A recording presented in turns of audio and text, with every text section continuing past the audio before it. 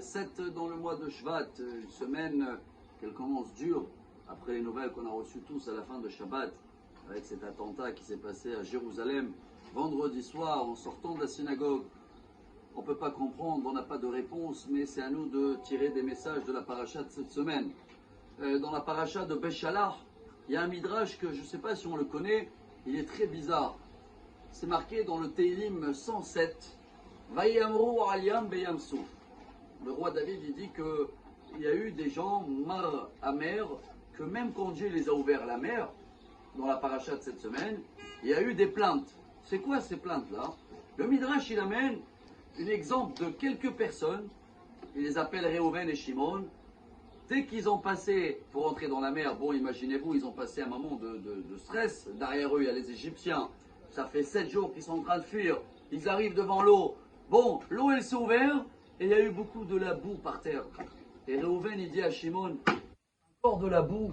On a mangé de la boue en Égypte. Ça fait une semaine en cours. Et encore Dieu il nous met de la boue. Et là le Midrash nous apprend quelque chose d'incroyable. Il y a des gens, à la place de voir les miracles, à la place de voir que la mer elle s'ouvre, à la place de voir tout ce qui se passe, je dis des miracles, chaque seconde qu'on est là c'est des miracles qui ne nous mangent pas, tous les ennemis qu'il y a autour. Et ils décident d'attraper un point qui leur gêne maintenant et qui est peut-être gênant.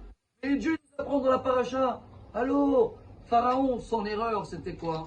Chaque plaie, il a analysé plaie par plaie. Il ne savait pas regarder en général. Ah, il a commencé comme ça. Il y a du sang, ah, on peut acheter de l'eau chez les juifs, d'accord. Il y a des grenouilles, mais ça va, ils sont mignons. Et après, il y a la grêle, ah, c'est resté un petit peu des branches. Il y a les sauterelles, il reste les cheveux. Chaque fois, il a analysé cas par cas et il a trouvé une porte de sortie. Il y a des gens pareils qui s'attrapent sur des détails qui se passent dans la vie, ou qui se passent dans le pays, ou dans leur travail. Et il dit, ah, ça va pas, Dieu, qu'est-ce qui se passe? Je termine avec une histoire avec beaucoup de morale. Ça s'est passé avec le Hafetz Chaim, Rabbi Israël Meir HaKohen de Radin. C'est une histoire qui remonte à peu près il y a 120 ans.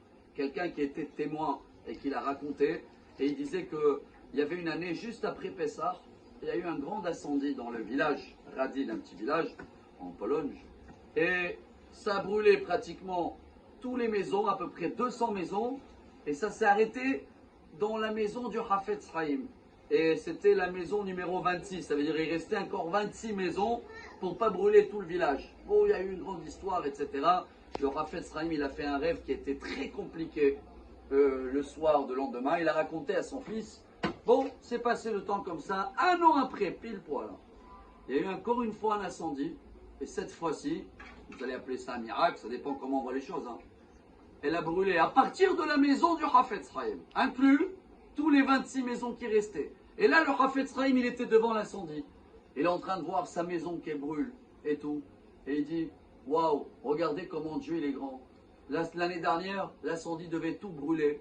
Et après, on ne pouvait pas rien faire. Alors Dieu, il a coupé l'incendie en deux. Comme ça, au début, ceux-là, ils pouvaient aller chez les autres. Et maintenant, ceux-là les autres, que leur maison elle a brûlé, ils vont aller chez les autres. Regardez la vision d'un Hafetz Chaim pendant que sa maison elle brûle. Alors même si on a des moments durs, mais nous on apprend de cette paracha en tous les cas, de voir l'entourage, de ne pas voir des détails, de comprendre qu'il y a un grand puzzle, une grande photo qu'on ne le comprend pas, mais on va le comprendre très vite.